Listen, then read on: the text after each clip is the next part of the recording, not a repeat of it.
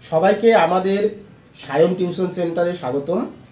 তোমাদের পরীক্ষা ডিসেম্বরের 4 তারিখ থেকে শুরু হচ্ছে সম্ভবত। সামনেই আমাদের পরীক্ষা চলেই এসেছে, আর হাতে সময় নেই। তোমরা সবাই পড়াশোনা শুরু করে দাও। তোমাদের যাদের এখনও তোমরা নোটপত্র বা নেওনি বা যাদের লাস্ট মিনিট সাজেশনের প্রয়োজন রয়েছে, তোমরা আমাদের সাথে যোগাযোগ করো। আমাদের দেওয়া যে নাম্বারগুলো রয়েছে সেই নাম্বারে তোমরা ফোন করে সেন্টারে এসে যোগাযোগ করো। আমাদের এখানে অফলাইন অনলাইন সবভাবেই ক্লাস করানো হয় এবং নোটসপত্র প্রদান করা হয়। আজকে আমি তোমাদের 5th সেমিস্টারের ডিএসসি এডুকেশন বিষয়ের কিছু প্রশ্ন নিয়ে আলোচনা করছি। তোমরা এই প্রশ্নগুলো ভালো করে দেখে যাও, আশা করছি তোমাদের এখান থেকে কমন পড়বে। প্রথম আমরা দেখো তোমাদের সিলেবাসটি কী রয়েছে, যে দুরাগত মুক্ত শিক্ষা। তাহলে এখান থেকে আমাদের প্রশ্নগুলো যদি আমরা কভার করে নিই তাহলেই আমাদের হয়ে যাচ্ছে দুরাগত শিক্ষার সুবিধা ও অসুবিধা আলোচনা করো। প্রথম প্রশ্ন খুব একটি কমন প্রশ্ন, দুরাগত শিক্ষার সুবিধা ও অসুবিধা আলোচনা করো। ভালো করে দেখবে, 12র জন্য যে কোনো এক জায়গায় থাকবেই প্রশ্নটি, 6, 12তে থাকবেই দুরাগত শিক্ষার সুবিধা অসুবিধা। এরপরে তোমরা যে প্রশ্নটি দেখবে, দুরাগত শিক্ষার যেমন সুবিধা অসুবিধা দেখছো, ঠিক তেমনি মুক্ত শিক্ষার সুবিধা ও অসুবিধাগুলি আলোচনা করো। খুব ভালো করে দেখো, মুক্ত শিক্ষার সুবিধা ও অসুবিধাগুলি আলোচনা করো। 3 নম্বরে তোমরা দেখবে দুরাগত শিক্ষার বৈশিষ্ট্যগুলি আলোচনা করো। দুরাগত শিক্ষার বৈশিষ্ট্যগুলি ও উদ্দেশ্য আলোচনা করো। দুরাগত শিক্ষার বৈশিষ্ট্য ও উদ্দেশ্য আলোচনা করো।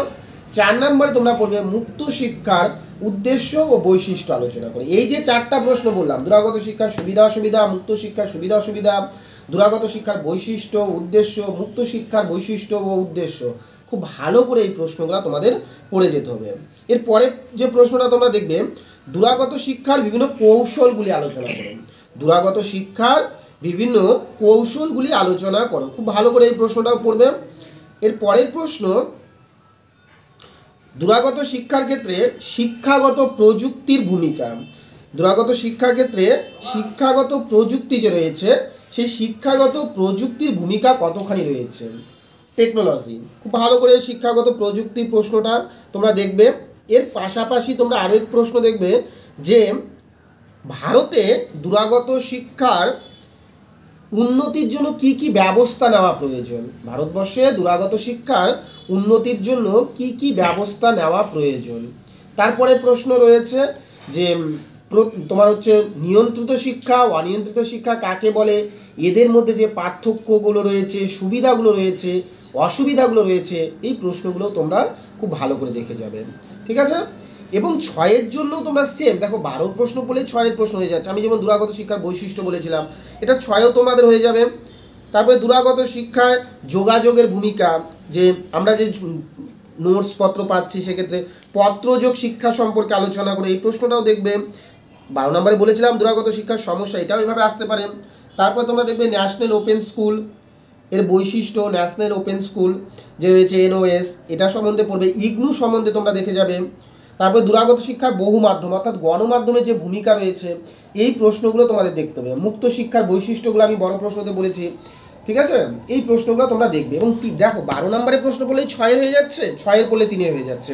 3-এর আসতে পারে যে দুরাগত শিক্ষা কাকে বলে, এর 3টি বৈশিষ্ট্য লেখো। মুক্ত শিক্ষা কাকে বলে, এর 3টি বৈশিষ্ট্য লেখো। দুরাগত শিক্ষার 3টি সুবিধা লেখো, মুক্ত শিক্ষার 3টি সুবিধা লেখো। দুরাগত শিক্ষার 3টি অসুবিধা, মুক্ত শিক্ষার 3টি অসুবিধা। নিয়ন্ত্রিত শিক্ষা কাকে বলে, অনিয়ন্ত্রিত শিক্ষা কাকে বলে। এই যে প্রশ্নগুলো, গণমাধ্যম কি, রেডিওর সুবিধা, এই ধরনের যে প্রশ্নগুলো রয়েছে, প্রযুক্তি বিজ্ঞান কি, তাহলে আমরা 12 নম্বরের প্রশ্নগুলো যদি পড়ি 3-6 প্রশ্নই হয়ে যাচ্ছে। তাহলে মেনলি আমরা যে প্রশ্নগুলো দেখবো আমি আলোচনা করে দিলাম, এই প্রশ্নগুলো পড়লেই তোমাদের আশা করছি খুব ভালো রেজাল্ট করতে পারবে।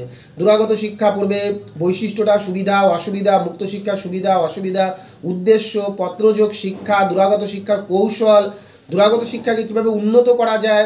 ঠিক আছে, দুরাগত শিক্ষার প্রযুক্তি বিজ্ঞানের ভূমিকা, পত্রযোগ শিক্ষণ কাকে বলে, এই যে প্রশ্নগুলো রয়েছে এগুলো তোমরা খুব ভালো করে তৈরি করে যাও। যাদের কাছে এই বিষয়গুলো নোট প্রয়োজন রয়েছে তা তোমরা আমাদের সাথে যোগাযোগ করো। এবং এরই পাশাপাশি আমাদের লাস্ট মিনিট সাজেশন আমরা নিয়ে আসব। তোমরা সবাই আমাদের দেওয়া সেন্টারে যে নাম্বারগুলো রয়েছে সেই নাম্বারগুলোতে যোগাযোগ করে অফলাইন বা অনলাইনে তোমরা নোটসপত্র নিয়ে তোমরা তোমাদের পরীক্ষা ভালো করে দাও। এই কামনা রইল। সবাইকে অসংখ্য ধন্যবাদ।